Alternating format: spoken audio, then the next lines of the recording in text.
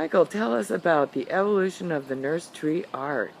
Well, I had a problem as a desert gardener back in March of 2012. I knew that the sun was just going to make my squash plants wilt.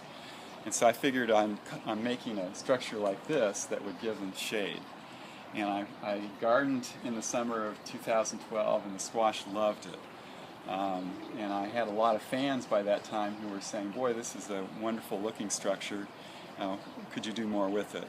And so that's where I really got to thinking about how I would mimic the nurse tree effect, which is what we call what a mesquite tree does when it helps to raise saguaros. And I've got a mesquite over here we can look at. So providing shade is what this does. Yeah, and mesquites not only provide shade, but they're legumes. They fix nitrogen, and so the soil underneath them is really rich, and that's really important here in the desert. So you see I've got a bed created here that I'm going to be working with next summer, and I had another bed over there that had a great squash, varieties of squash on it. It doesn't look like much now, but it was fantastic. I saw it. So basically, as it gets hotter here, we're learning to garden in the shade because you really need it. And it's a dappled shade that really still helps plants grow. And so what you see here is the prototype I built in January of 2013. Wow. And this prototype was funded with money from Kickstarter, the online crowdsourcing program. And it helped me to buy the materials and to finish my concept. So the concept is more developed and more protective at this point. Right. And this also has something added underneath my feet.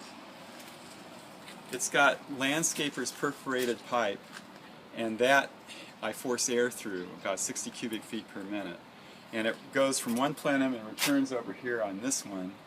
And the important thing it does is it helps put moisture back into the bed and to cool it down.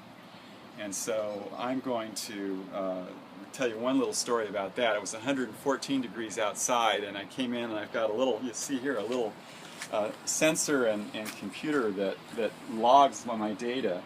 And I looked at it and it said under here it was 82 and outside it was 114.